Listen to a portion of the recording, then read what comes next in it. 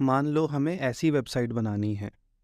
Heading हम दिखा देंगे H1 टैग की हेल्प से और पैराग्राफ P टैग की हेल्प से। पर सवाल है कि हेडिंग का रंग लाल कैसे सेट करेंगे। सर, आपने बताया था कि वेबसाइट पे क्या दिखेगा वो तो HTML में लिखते हैं, पर कैसा और कहाँ दिखेगा वो CSS में लिखा जाता है। यानी हम CSS लैंग्वेज में कोड लिखकर ब्राउज़र को बताएंगे कि हेडिंग लाल रंग में दिखानी है। बिल्कुल सही। यानी हमारा कुछ कोड तो लिखा होगा HTML में और कुछ CSS में। पर दो लैंग्वेज मिक्स करने में कई बार कंफ्यूजन हो जाता है। एक एग्जांपल से समझते हैं।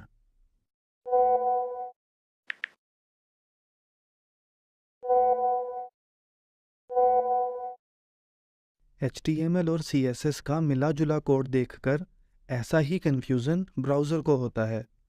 कोड की हर लाइन पढ़ते समय ब्राउज़र को सोचना पड़ता है कि ये HTML है या CSS। ब्राउज़र के इस कंफ्यूजन को दूर करने के लिए हम यूज़ करते हैं HTML का स्टाइल टैग। CSS का कोड हमेशा ओपनिंग और क्लोजिंग स्टाइल टैग के बीच में लिखा जाता है। इससे ब्राउज़र समझ जाता है कि जो भी कोड स्टाइल टैग के अंदर है वो CSS और बाकी सारा कोड HTML। ध्यान दें कि अब तक हमने जितने भी HTML टैग पढ़े, स्टाइल टैग उन सबसे थोड़ा अलग है। बाकी सब टैग्स के अंदर लिखा कंटेंट वेबसाइट पे डिस्प्ले होता है और यूज़र उसे पढ़ते हैं। वो कंटेंट हिंदी, इंग्लिश या किसी भी और लैंग्वेज में लिखा हो सकता है। पर स्टाइल टैग का कंटेंट तो वेबसाइट पे डिस्प्ले ही नहीं होता, और जब वेबसाइट पे डिस्प्ले नहीं होता तो यूज़र पढ़ेंगे कैसे। स्टाइल टैग का कंटेंट यूज़र नहीं, ब्राउज़र पढ़ते हैं। और हाँ, स्टाइल टैग का कंटेंट हिंदी या चाइनीज़ में नहीं, सिर्फ CSS में लिखा जा सकता है। चलो, ये तो पता चल गया कि CSS लिखनी कहाँ है। अब पढ़ते हैं CSS का सिंटैक्स। CSS में सबसे पहले लिखा जाता है सेलेक्टर, फिर ओपनिंग करली ब्रेस और फिर क्लोजिंग करली ब्रेस। ओपनिंग और क्लोजिंग करली ब्रेस के बीच में लिखी जाती है प्रॉपर्टी कॉलन प्रॉपर्टी की वैल्यू, और लास्ट में सेमीकोलन। प्रॉपर्टी मतलब वो सेटिंग जो हम चेंज करना चाह रहे हैं। अगर हमें हेडिंग का कलर रेड करना है तो प्रॉपर्टी हो जाएगी कलर और प्रॉपर्टी की वैल्यू हो जाएगी रेड। सेलेक्टर बताता है कि ये सेटिंग किस पे अप्लाई होगी। अगर यहाँ P लिखेंगे तो पैराग्राफ का कलर चेंज होगा, और अगर H1 लिखेंगे तो हेडिंग का। ध्यान दें कि CSS सेलेक्टर में लेस देन और ग्रेटर देन नहीं लिखा जाता, सिर्फ टैग का नाम लिखा जाता है। किसी सेलेक्टर, उसके करली ब्रेसेस और अंदर लिखी प्रॉपर्टी को मिलाकर कहा जाता है CSS रूल सेट। अब मान लो हमें पैराग्राफ का कलर भी चेंज करना है। वो करने के दो रास्ते हैं। या तो हम ऐसा ही एक CSS rule set P tag के लिए भी लिख दें, यानी P फिर करली ब्रेसेस, बीच में कलर कोलन रेड और फिर सेमीकोलन। या एक शॉर्टकट रास्ता और है, अलग से CSS रूल सेट लिखने की ज़रूरत ही नहीं है। हम H1 वाले रूल सेट को पैराग्राफ के लिए भी यूज़ कर सकते हैं।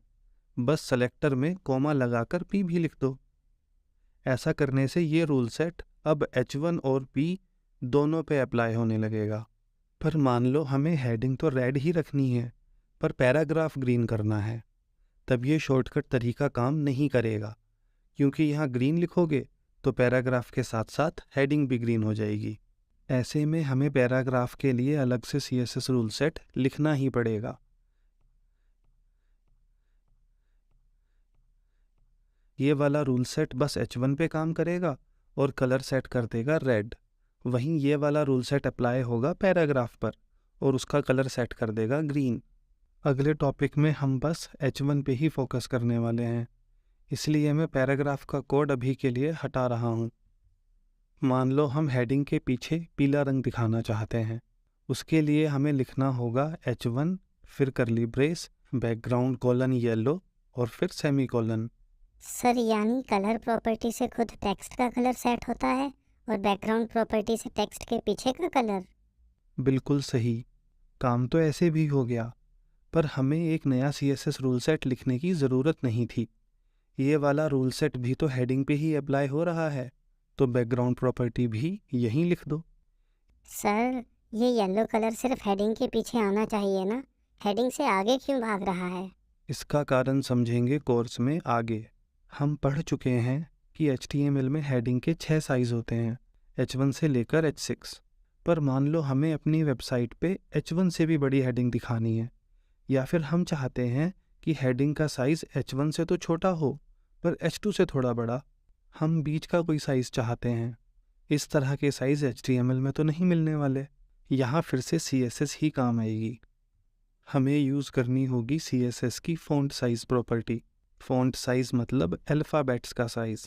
फ़ॉन्ट साइज़ की यूनिट होती है पिक्सल्स, जिसे शॉर्ट में लिखा जाता है px।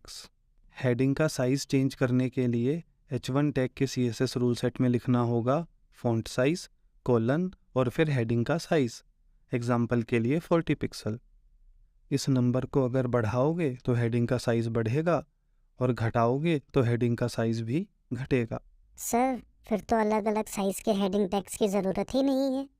कोई भी एक टैग पकड़ लो और सब जगह बस वही यूज़ करो, साइज़ तो CSS से कंट्रोल हो जाएगा। बात में पॉइंट तो है, पर फिर भी अलग अलग टैग यूज़ किए जाते हैं। उसका फ़ायदा समझ आएगा अगली वीडियो में। अभी चलते हैं अगले टॉपिक पे। मान लो हमने कोड में एक और H1 एलिमेंट ऐड कर दिया। ये नई हेडिंग भी येलो के ऊपर रेड ही दिख रही है, ऐसा क्यों? सर, CSS रूल सेट के सेलेक्टर में H1 लिखा है, इसलिए वो तो हर H1 टैग पे अप्लाई होगा ना। सही बात है, पर मान लो हम चाहते हैं कि दूसरी हेडिंग नॉर्मल दिखे, ऐसे लाल पीली नहीं, तो क्या करें?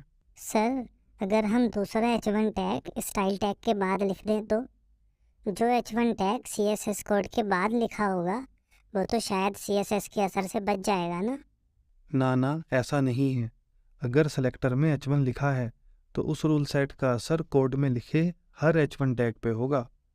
इससे कोई फ़र्क नहीं पड़ता कि CSS कोड H1 टैग से पहले लिखा है या बाद में। फिर दोनों हेडिंग्स को अलग अलग डिज़ाइन में दिखाएंगे कैसे? वो समझते हैं आगे की वीडियोज़ में।